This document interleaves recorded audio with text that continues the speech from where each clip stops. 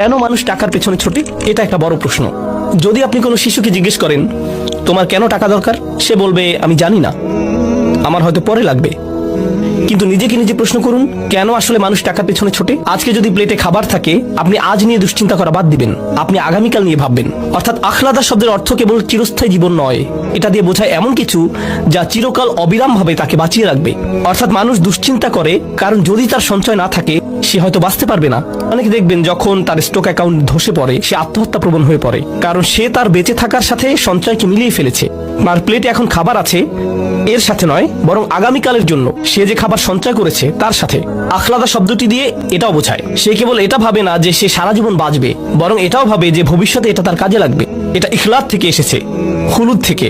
তার ভবিষ্যৎ সুনিশ্চিত হয়ে গিয়েছে কারণ তার সঞ্চয় আছে, সে এত সঞ্চয় করেছে। এখানে আরেকটি ব্যাপার হলো, এই ধারণাটি স্মৃতিস্তম্ভ বানানোর সাথে সম্পর্কিত। দেখবেন মানুষ চায় মানুষ তাকে মনে রাখুক। যে বিষয়গুলোর কারণে মানুষ কাউকে মনে রাখে তার একটি হলো সম্পদ। কেউ যদি পরকালে বিশ্বাস না করে, তার জীবনের শেষ পর্যায়ে সে সাদাকা দেয় না, সে হয়তো মানব কল্যাণে টাকা দেয়, হাসপাতাল বিশ্ববিদ্যালয়ে টাকা দেয়, যাতে তার নামে স্মৃতিস্তম্ভ তৈরি হয়। এটাই তার জন্য একমাত্র বস্তু যাতে মানুষ তাকে মনে রাখবে। তাই সে অনেক টাকা আয় করে যাতে মানুষ তাকে এসব স্মৃতিস্তম্ভের কারণে মনে রাখে, যেগুলো নিছক পাথর বা মেটালের তৈরি জড়বস্তু দিয়ে বানানো। এই বিষয়টিও কোরআনে বলা হয়েছে। হুদ জাতির বিষয়ে বর্ণনাটি এসেছে। আল্লাহ আযজা ওয়া জাল্লা বলেন, আতাত্তাখিযুনা মাসানিআ লাআল্লাকুম তাখলুদুন। তাখলুদুন, তোমরা ভাস্কর্য তৈরি করছো এই মনে করে যে তোমরা চিরস্থায়ী হবে। এর সাথে চিরকাল বাঁচার সম্পর্ক কি? সম্পর্ক আছে। তাদের নাম, তাদের উত্তরাধিকার, তাদের স্মৃতি চিরকাল থাকবে। এইসব অপ্রয়োজনীয় স্মৃতিস্তম্ভ বানানোর পেছনে এটাই কি কারণ? তারা এইসব বিশাল স্তম্ভ বানাবে যা দিয়ে হাজারো লোককে খাওয়ানো যেত, কিন্তু না, তাদের এটা বানাতেই হবে। তাদের তো এইসবই সুন্দর স্থাপত্যের স্তম্ভ বানাতেই হবে।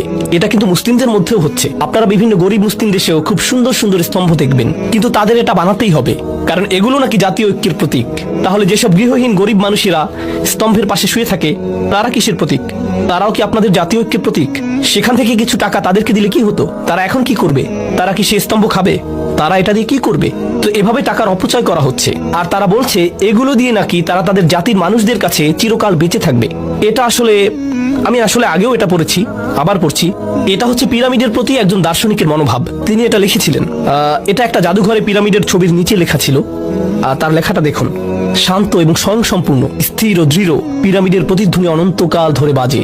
এটা মানুষের বেঁচে থাকার ইচ্ছার হাহাকারকে সংজ্ঞায়িত করেছিল আর সময়ের ঝড়কে ধরতে পেরেছিল। মানুষটা মারা যাবে, অন্তত তার বানানো পিরামিডটি সময়ের ঝড়কে ধরতে পারবে। অনন্তকালের প্রতি এটাই তার আকাঙ্ক্ষা, এটাই তার ইচ্ছা, যেন চিরকাল বেঁচে থাকা যায়। আল্লাহ এই ইচ্ছা মানুষের মধ্যে দিয়েছেন।